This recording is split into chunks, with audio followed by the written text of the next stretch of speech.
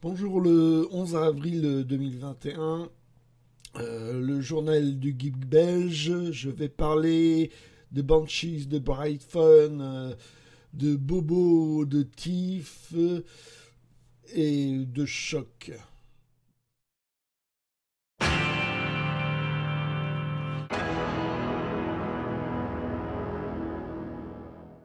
Alors, par où commencer? J'ai commencé par un petit cadeau d'un pote, Gilles, qui m'a offert ce tout petit bouquin, voire minuscule bouquin, sur d'Alain Damasio, sur sa non-fascination pour le smartphone. Il déteste ça, il n'en a pas, il n'en veut pas. Et sur les jeunes qui sont accros au smartphone, où tout passe par le filtre du smartphone. Et donc c'est une toute petite histoire, mais vraiment, vraiment, enfin c'est minuscule quoi. Ça tient même pas une demi-heure à la lecture, j'ai envie de dire. Euh, voilà, sur les dangers du smartphone, enfin de la vie vue à travers un smartphone. Bon, bah, ça prêche, j'ai envie de dire, ça tente de prêcher les accros du smartphone. Je suis pas sûr que ça marche. Ouais. Oh, bon, bah, c'est amusant, c'est marrant, quoi. Ce qui est marrant aussi, c'est que son nom est énorme par rapport au titre de la nouvelle. Donc, ouais, ça fait un petit objet bizarre qui a le prix d'un livre de poche. C'est un livre message, je dirais, hein. Pas plus que ça, quoi. Donc, est-ce que j'ai trouvé ça convaincant? Ouais, bof, plus ou moins. Alors, dans les trouvailles, les nombrils, le tome 8. Donc, les nombrils, la particularité, c'est que c'est une histoire à la fois par gag d'une page et, et une grande histoire, voire même en plusieurs tomes, vu que les trois filles qu'on suit évoluent dans leur caractère, évoluent dans ce qu'on découvre dans leur famille, évoluent j'ai envie de dire, dans leur importance, leur vie, pas leur vie conjugale, enfin leur vie amoureuse, euh, avec plein de coups de théâtre, du cliffhanger. Euh, ouais, au départ, c'est un aspect, je dirais, très girly, mais c'est ouais, c'est bien trouvé par ces deux auteurs canadiens. Bon, jusqu'où ça va aller, je sais pas. C'est Mais bon, c'est un huitième tome. Ils ont fait une série parallèle parce que bon, bah, ils s'engluent un peu dans cette histoire qui arrête pas d'évoluer. Faut pas s'arrêter au dessin au départ, pas très. Enfin, moi, c'était rebutant ce dessin au départ, mais c'est bien raconté et ça vaut le coup de jeter un coup d'œil moins superficiel, quoi. Moi, j'ai été conquis par la suite. Deuxième trouvaille, donc un livre-journal. Je vais présenter ça comme ça, parce qu'avant les journaux, il y avait de bandes dessinées, il y avait des numéros spéciaux, parfois thématiques, voire des numéros hors série. Et bon, bah maintenant, maintenant les journaux ont disparu. On fait un côté tout album, quoi. Ça devient, voilà. Donc là, c'est un album collectif. Ça aurait pu être un numéro de journal. Sauf que les journaux n'avaient plus bonne presse. on pourrait dire.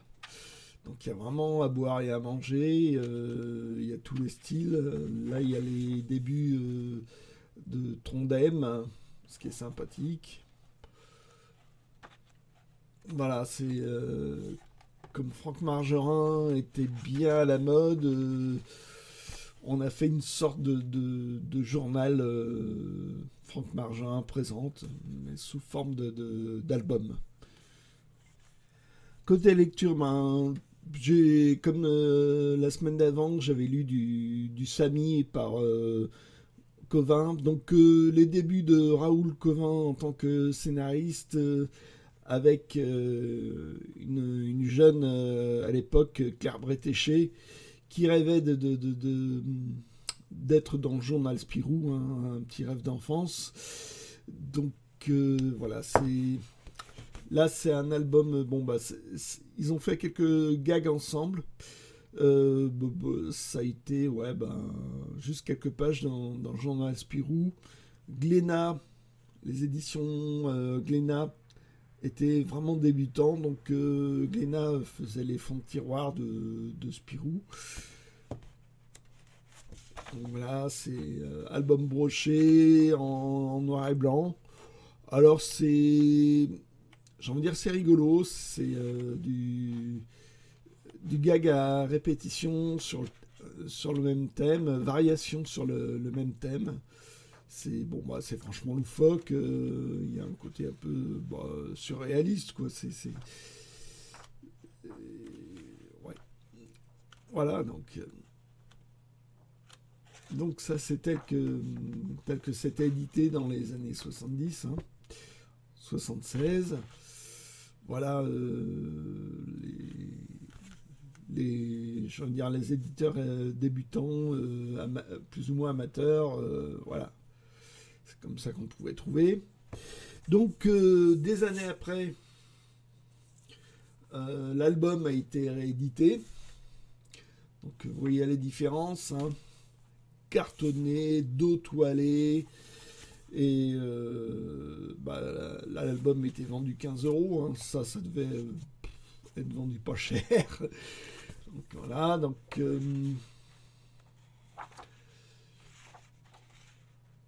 là, c'est les couleurs de l'époque. On sent que c'est des vieux films d'imprimerie qui ont été pris parce que la façon dont c'est imprimé, on sent que c'est abîmé, quoi, les films qui ont servi à imprimer cet album. Bon, il y a juste 2 pages de plus. Et donc, les vieilles couleurs de l'époque. Hein. Sauf que maintenant, un album, ça doit être luxueux. Bon, ça n'a pas marché pour autant parce que ce truc-là a été soldé. J'ai trouvé cet album à Nose. L'amusant, c'est que je sais plus lequel des deux j'ai trouvé en premier, mais bon, voilà, j'ai les deux. Ma lecture principale aujourd'hui, enfin cette semaine en bande dessinée, donc c'est Tif et Tondu, donc dessiné par Will, et puis là je vous présente donc les scènes, la période au scénario par Rosie. Alors Rosie, c'est j'ai envie de dire un scénariste dessinateur plutôt fantaisiste. Sauf que là, il va être sur des histoires d'aventure. Rosie, c'est pas son truc, quoi. Donc, ok, il fait il fait des scénarios un peu à la Spirou ou des trucs comme ça, mais j'ai envie de dire, ça tient pas la route, quoi. Ces scénarios, ouais. Ça se veut inquiétant, ça se veut. Non, j'ai envie de dire, c'est raté. Je me rappelle d'un album sur une course automobile et. Non, ça marche pas, quoi. Donc, le dessin, c'est Will. Et Will.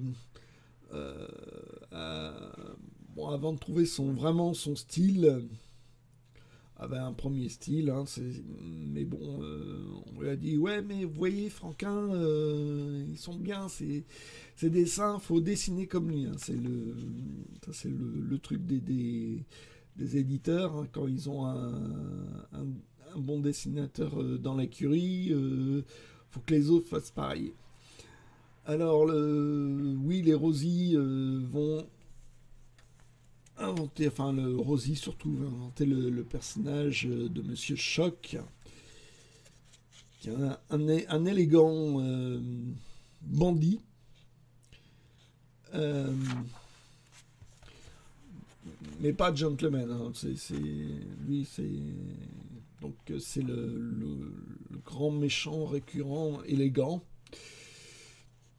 avec son fume-cigarette qu'on ne voit jamais fumer, tirer une taf, hein, parce que j'avais lu quelque part, c'est comment il fait pour glisser son fume-cigarette sans jamais ouvrir son home. Donc voilà, c'est plein de péripéties pas très convaincantes.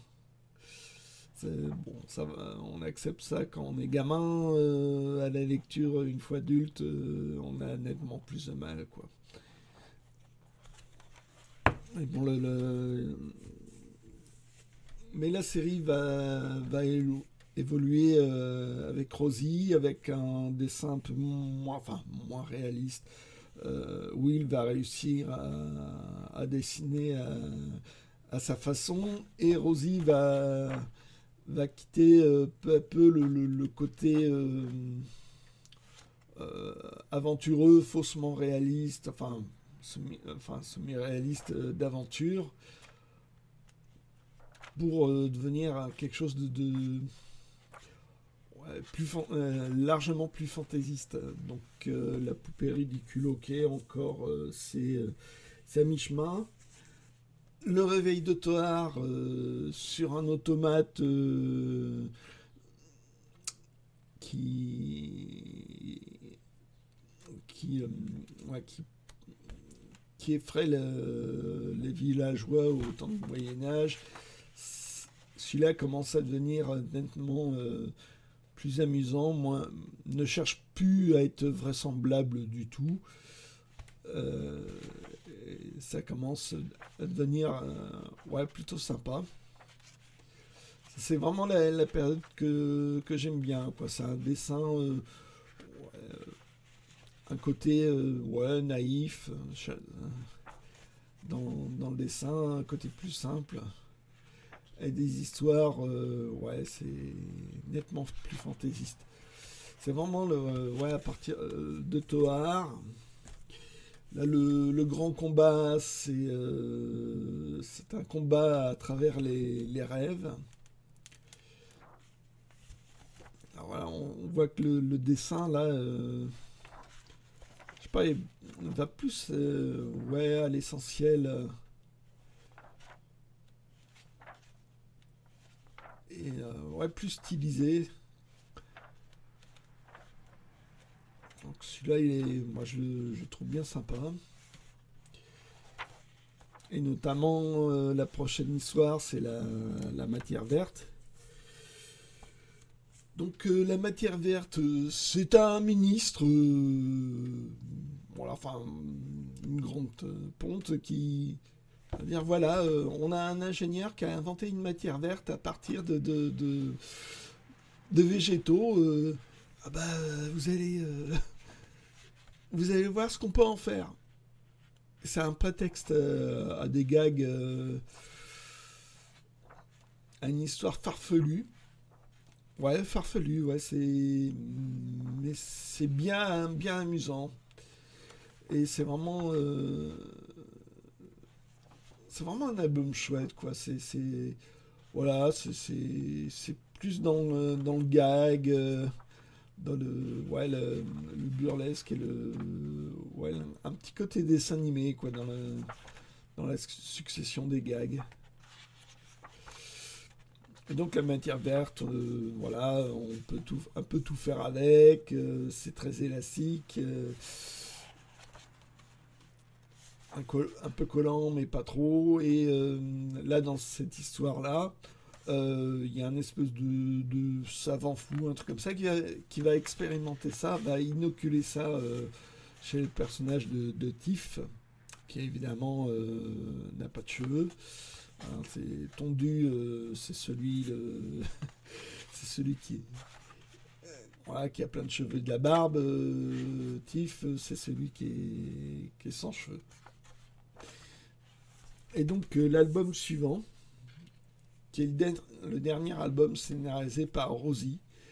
Et donc c'est Tiff qui, comme la matière verte, devient bondissant, élastique, allonge ses membres un peu comme il veut, il rebondit, c'est vraiment... ouais, ça tient plus du gag, quoi. Voilà, c'est hop, il allonge ses bras, c'est prétexte à écraser un gâteau, enfin c'est plus franchement burlesque, quoi. Et Rosie va quitter la bande dessinée, comme il est dessinateur, c'est plus je crois dans le dessin de presse ou un truc comme ça. Et Will va en profiter pour avoir un autre scénariste.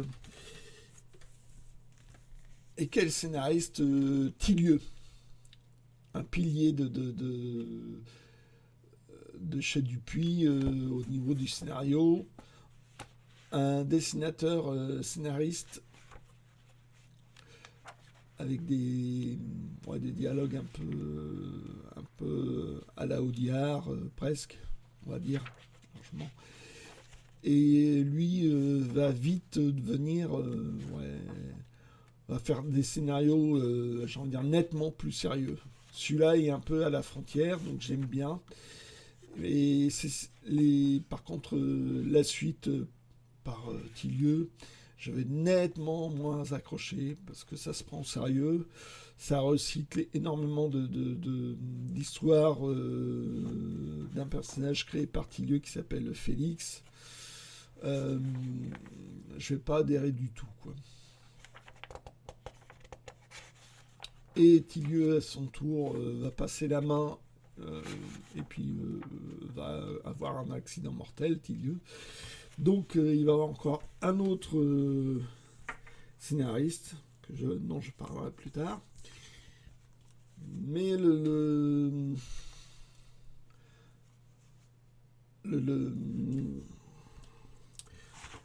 créateur de Tiff et Tondu, c'était une personne qui s'appelait Fernand Diner, qui a été là, enfin Tiff et Tondu a été créé donc, en 1938 à la création du journal Spirou. Et c'était un dessin d'une autre époque.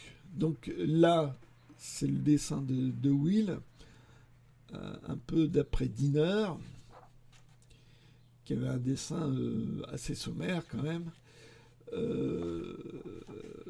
Diner, là, est encore au scénario.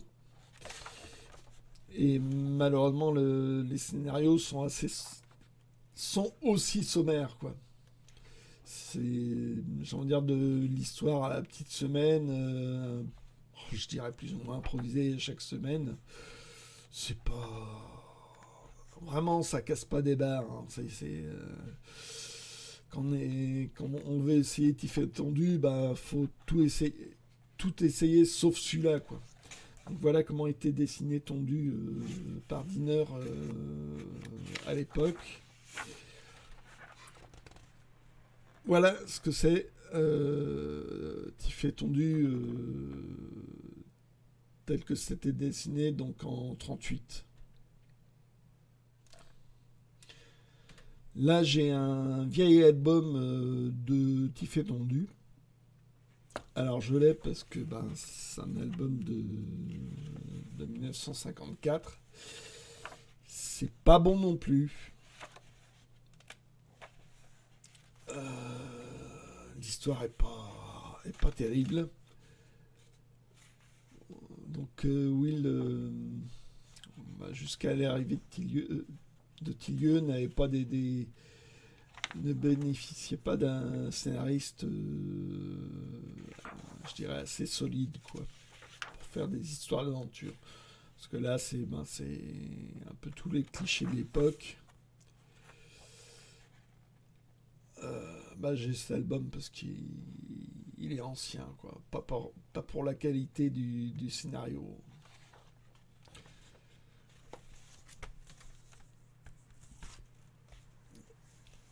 Donc là, c'était pour montrer dans les débuts de Monsieur Choc, avec un dessin à la Franquin malgré lui, quoi.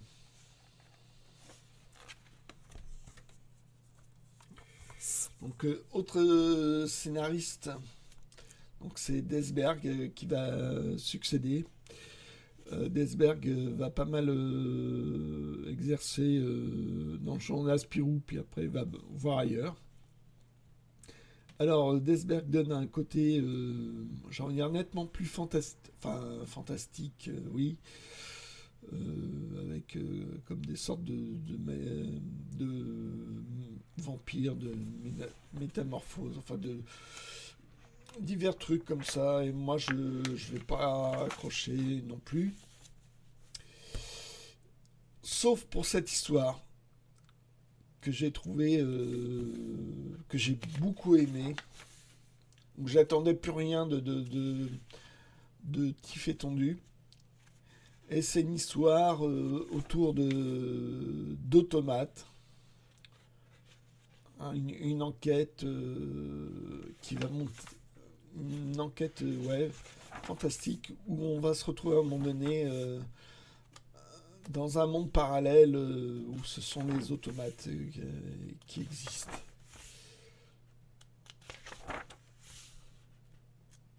Voilà, ils franchissent comme une porte dimensionnelle ou un truc comme ça, et vont se retrouver dans le monde des automates.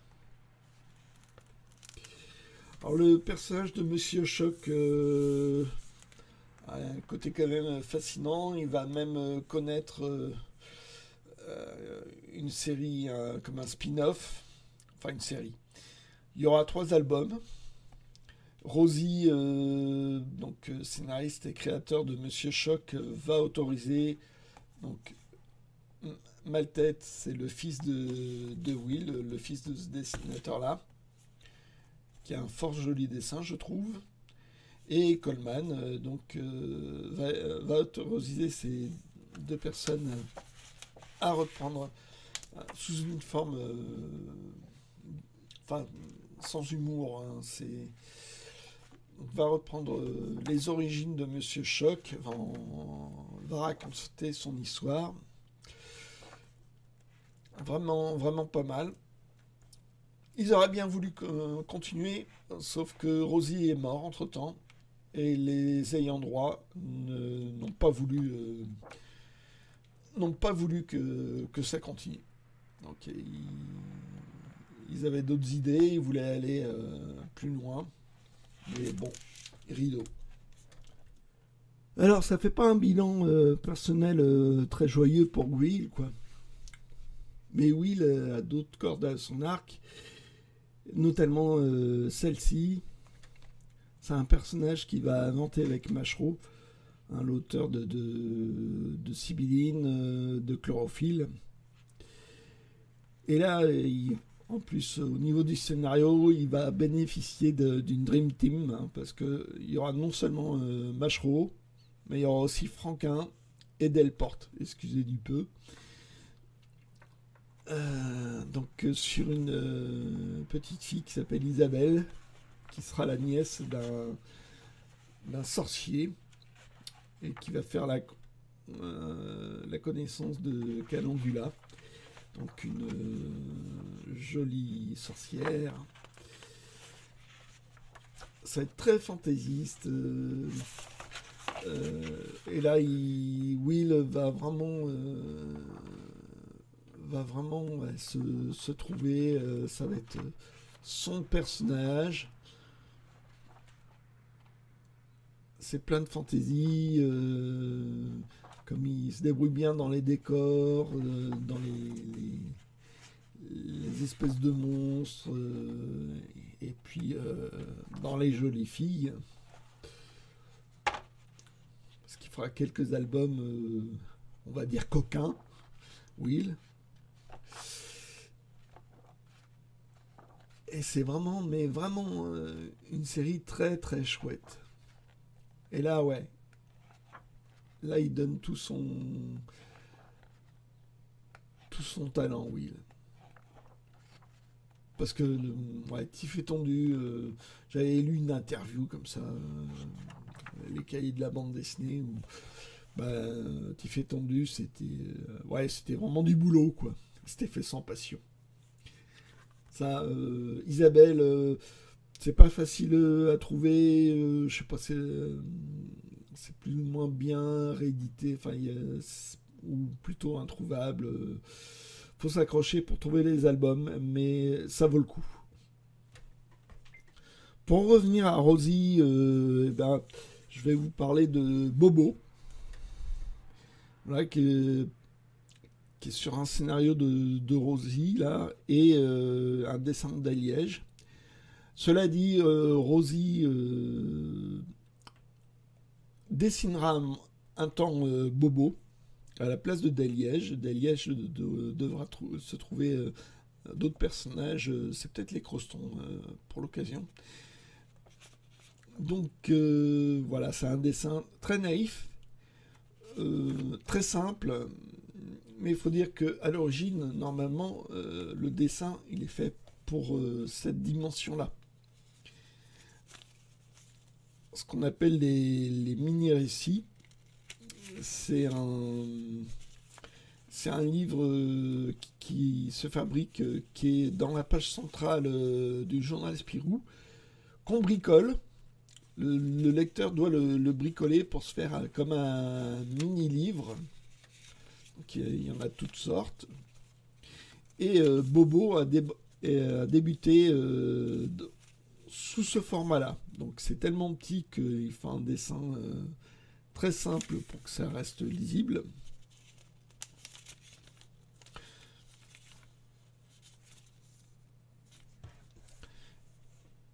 Et donc ça donne Bobo, c'est du gag sur un prisonnier. Ça se passe dans la prison d'In the Pocket. C'est très burlesque.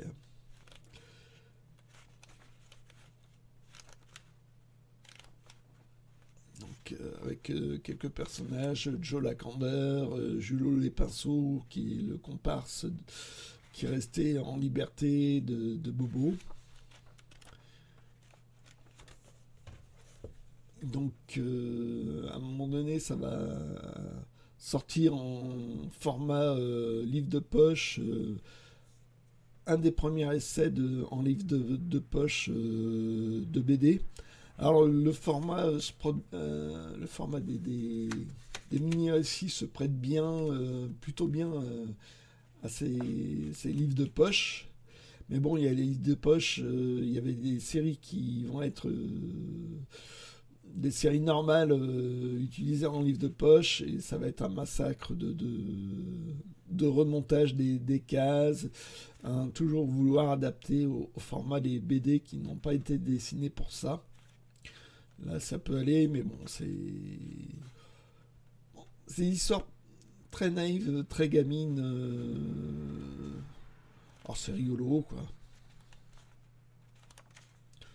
Puis en plus, c'est sur du mauvais papier. Hein, un papier très fruste où les noirs ont du mal à être noirs. Hein. Et donc, c'est des.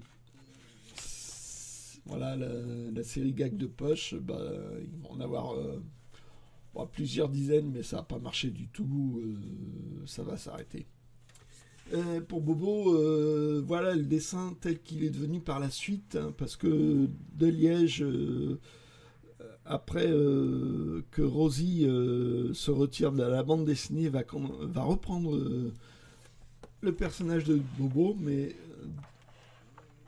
cette fois dans le journal et pas en mini-récit. Et son dessin va évoluer comme ça, quoi. Donc moi, ça m'intéresse que très moyennement, j'avoue. Hein. C'est amusant sans plus. Il y a une galerie de personnages. Et bon, c'était juste pour avoir un album de Bobo, parce que comme je suis fan du journal Spirou, j'ai envie d'avoir un album de toutes les séries, même si je les aime pas, quoi. Parce que par exemple, j'ai un album des Patrouilles des Castors, mais Patrouille des Castors, j'aime pas. Côté musique, eh ben, je termine où je suis encore dedans, dans une grande période Siouxsie and the Banshees, parce qu'on j'ai appris par la suite, on ne disait pas Siouxsie, on ne prononçait pas le X, donc c'est Siouxsie and the Banshees, avec différents albums. Voilà, ça a commencé. Elle a commencé dans la période punk. Elle était fan des Sex Pistols. Elle va se lancer dans la musique vraiment à la manière punk parce qu'elle n'avait jamais chanté. Pendant une demi-heure, elle répète avec Sylvie Schuss à la batterie, avec des copains, et hop, ils font un concert. Après une demi-heure d'entraînement. Et bon, elle va connaître une longue carrière quand même. Hein. Ça va vachement évoluer, ça va devenir un peu gothique, ça va devenir new wave. Et puis bon, comme c'est un fort caractère, parce qu'il en faut pour, même dans le milieu punk, il faut du caractère pour s'imposer quand on est une fille. Donc elle va avoir pas mal d'albums. Bon, j'ai eu vachement de mal à m'y mettre, mais bon, j'ai fini par tomber dedans. Hein. Et je suis tombé dedans d'une manière assez bizarre. À l'époque où le disque vinyle est déchu au profit du CD, on va me filer une série de disques vinyles, même de trucs que je connais pas, que a priori j'ai pas. Un mec qui se DVZ ses disques, et il y aura celui-là, qui a une couverture assez bizarre pour moi à l'époque. Et que je vais mettre un sacré bout de temps avant de l'écouter. Et un autre sacré bout de temps pour commencer à apprécier. Alors, c'est vraiment à l'époque encore du vinyle triomphant. Hein. C'est vraiment très, très, très chouette point de vue design.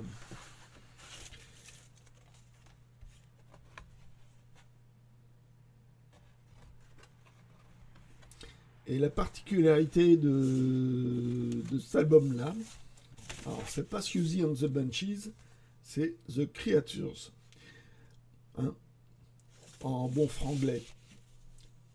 The Creatures, ça a commencé par un 45 tours EP de 400 chansons qui a été fait en parallèle à un album des Banshees. Je sais pas, ça devenait un peu trop train-train et un peu trop casse-pied pour elle et son compagnon, je crois, qui est batteur. Et ils vont faire comme un groupe parallèle.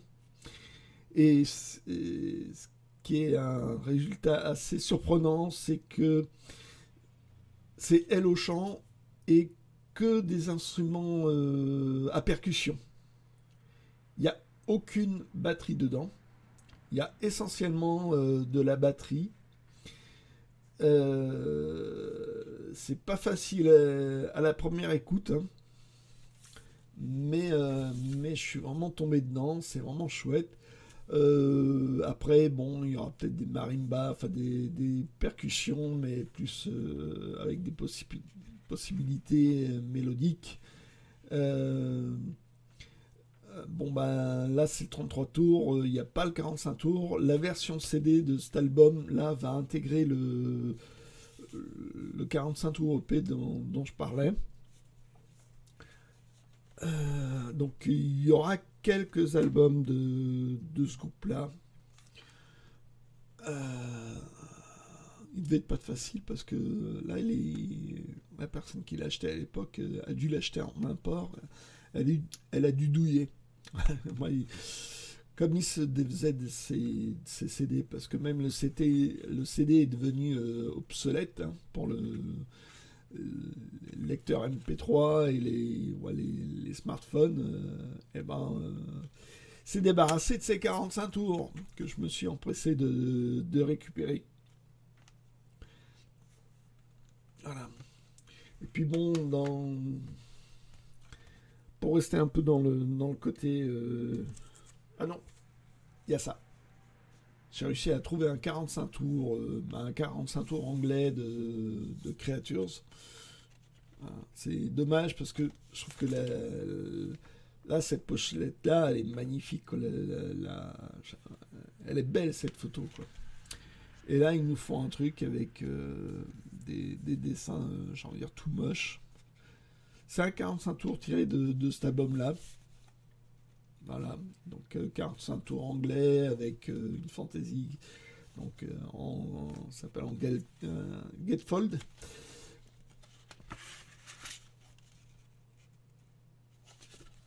Voilà, ça fait un joli type d'objet. Il n'y a rien d'inédit sur ce 45 tours-là, c'est vraiment l'objet, quoi. Donc pour rester sur des filles à qui on ne la fait pas, hein, qui se défendent bien, qui n'ont pas besoin des hommes pour les défendre, et ben il y a Deborah Harry dans le groupe Blondie. Hein, faut pas confondre les deux. Donc là j'ai écouté le dernier album de ce groupe-là ouais, qui a explosé parce que bon bah c'est difficile pour un groupe de subsister, quoi. Toujours sous pression, toujours à faire, toujours en tournée. Et en fait, ce qui a tué le groupe, enfin qui l'a achevé plutôt, c'est que le guitariste Chris Stein est tombé malade. Il y a une longue maladie, je crois que c'est une maladie orpheline, quoi. Et donc Deborah Harry s'en est occupée. Ça va tuer leur couple d'ailleurs.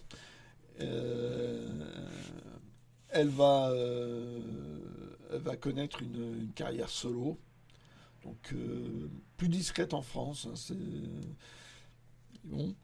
Et contre toute attente, j'irai peut-être, si c'est pas 20 ans après, enfin non, bon, ils vont finir par se retrouver.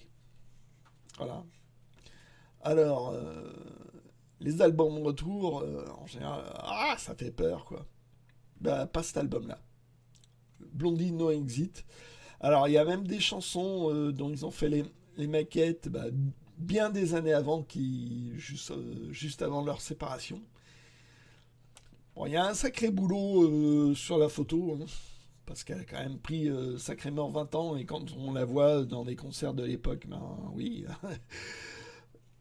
le temps a fait son effet, quoi. Et, et l'album est bon. Il est vachement bon. C'est vraiment super. Alors, celui-là, je le recommande, quoi. C'est un super album, quoi. C'est pas du réchauffé. Enfin, en tout cas, ça n'est pas l'effet, quoi. Bon, le petit détail amusant pour moi, c'est que c'est un album, ouais, qui se présente comme ça, dans un boîtier qu'on verra plutôt dans un maxi. J'avais trouvé, je sais plus, dans une convention de disques ou un truc comme ça, enfin, dans les bacs à soldes. Et le détail amusant, c'est que c'est une version promotionnelle de l'album. fallait toujours qu'il fasse des trucs un peu bizarroïdes pour les radios ou pour les journalistes.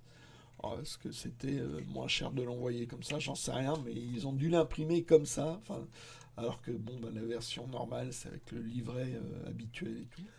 Alors, lecture d'enfance, hein. Enfin, c'est vraiment parce que j'ai lu ça quand j'étais gamin dans le journal, hein.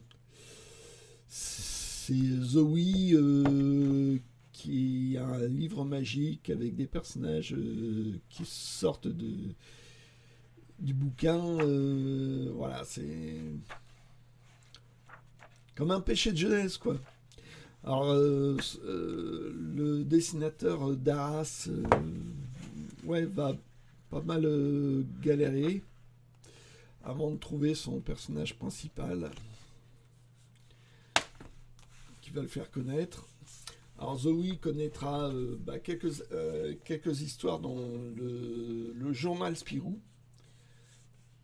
Sera arrêté.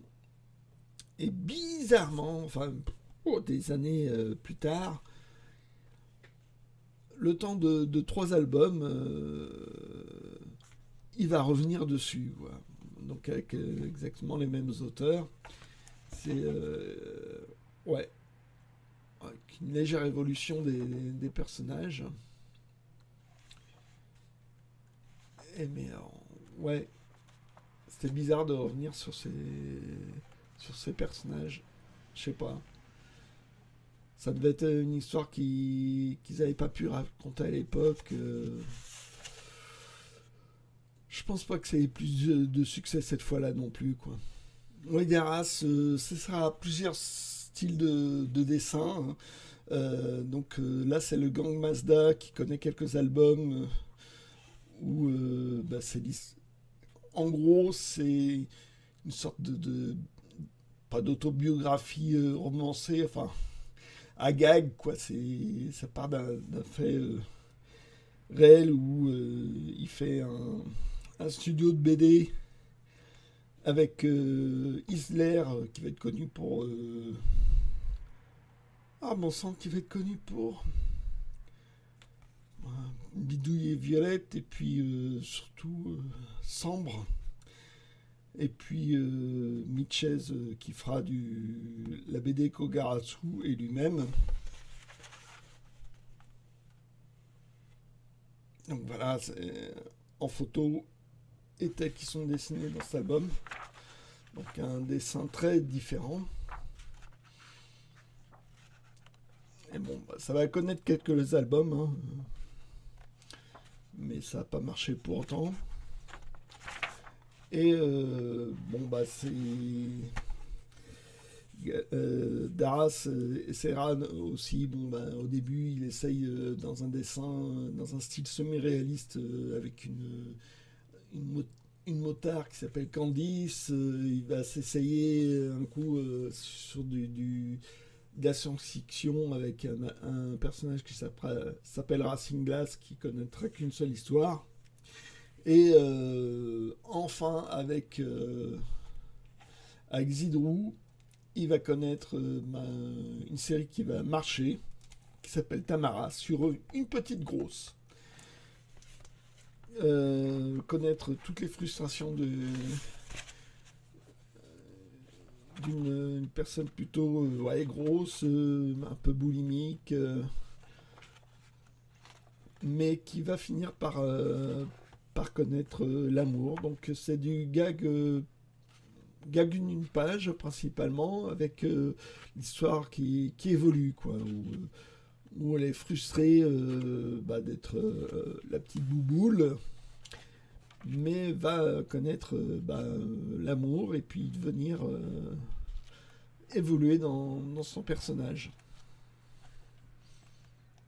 C'est ça c'est girly dans le ton, mais c'est plutôt bien fait, donc avec encore une autre façon de dessiner.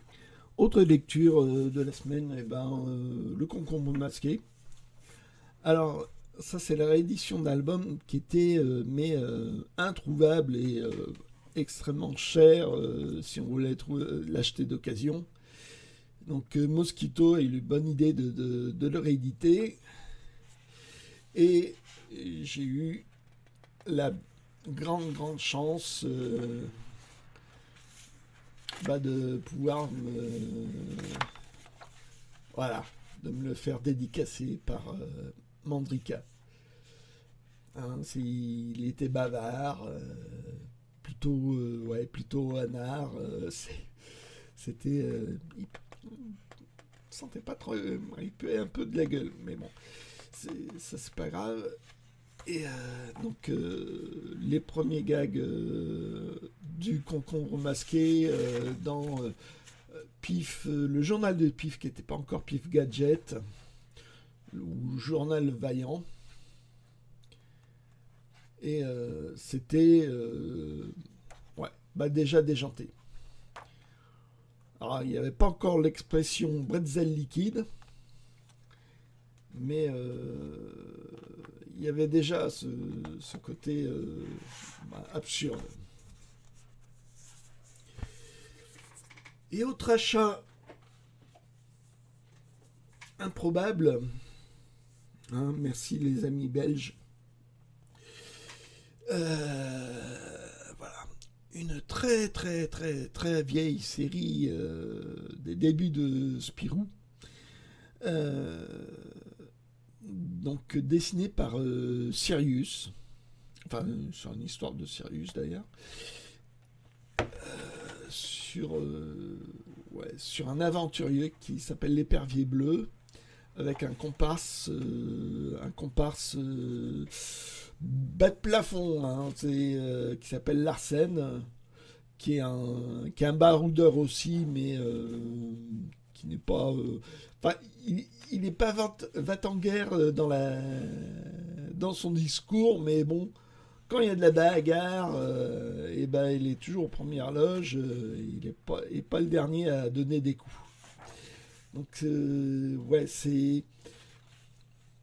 ça a été créé avant Bob Moran, donc on ne peut pas dire que c'est des histoires à la Bob Moran.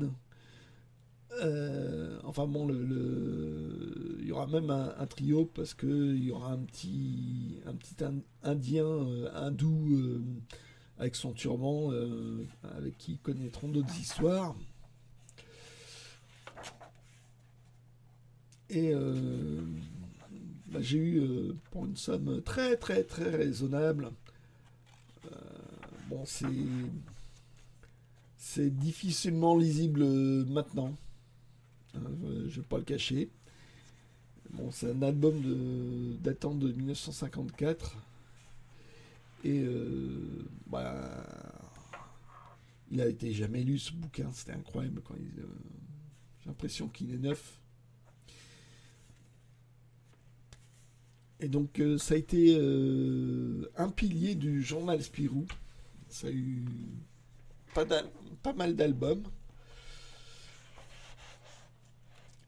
Et ça tirait dans tous les sens, ça se bagarrait. C'était plein de civilisations perdues, de cités englouties, de complots, et puis même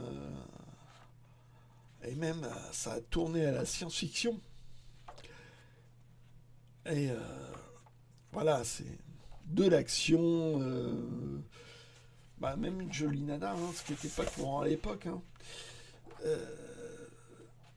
Et justement, c'est tellement pas courant à l'époque que il y a eu la loi de 1949 qui est arrivée entre-temps, parce que ça a été inventé en 42. Premier album en 48. Et en 1949, les cathos et les cocos vont faire en France regardez ça, cette couverture magnifique là. Je trouve ça beau comme couverture, ça a de la gueule. J'aimerais bien le trouver rien que pour ça, quoi. Il y a beaucoup, hein, parce que celui-là, pour l'avoir à un prix raisonnable, faut se lever tôt. Et donc en 49, les cocos et les cathos ont fait une loi de censure pour lecture de jeunesse qui pouvait s'étendre à tous les journaux. Et donc en gros, cette série-là a été supprimée, a été censurée. Vous voyez un gamin avec une mitraillette. Oh là là, non. Et là c'est ouais, une histoire de science-fiction, la science-fiction à l'époque, mais quelle horreur quoi, c'était en France, ouais non, la science-fiction c'était de la littérature de gare quoi. Et donc ça réunissait tout ça, donc ce truc-là a été sabré quoi. Bon bah sinon à part ça, bah, un des problèmes c'est qu'il y a 5 bandes. C'était un peu le gaufrier de l'époque. Voilà, ça faisait des dessins tout petits, minuscules. Donc à l'heure actuelle, c'est difficilement lisible. Alors bizarrement, dans les années 70, l'épervier bleu, ça a été relancé. Euh, mais ça n'a pas marché. Donc, mais ça a été emblématique de l'époque. Et puis bon, bah, ce côté baroudeur, beau gosse, ouais, ça a vraiment un côté Bob Moran, quoi. Et on peut voir. Donc, cet album-là a été édité à l'époque et n'a jamais été réédité en album indépendant comme ça. Ils avaient sorti ça dans les années 80 quand Dupuis s'est aperçu qu'ils avaient un patrimoine.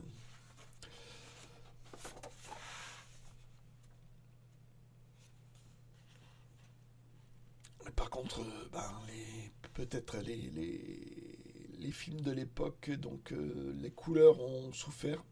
Je pense que là, les couleurs ont été refaites.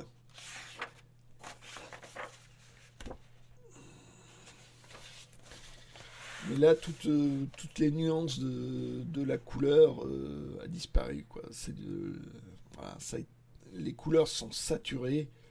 On voit bien la différence entre là et là, quoi. Là c'est un vert un peu nuancé. Là, il est extrêmement foncé. Euh, Là, le bleu plutôt palo, là, c'est super fort. Pareil pour la bagnole.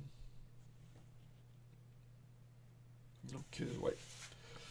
Pour ça, ça valait le coup de trouver ce bouquin-là. Bah, ma foi, je m'aperçois que bah, j'ai fait le tour, hein, j'ai eu du mal. Ça m'a pris pas mal de temps, hein. Encore une vidéo qui va pas en finir. Donc, bah, je dis à une prochaine fois à tous ceux qui voudront bien voir ça. Allez, ciao!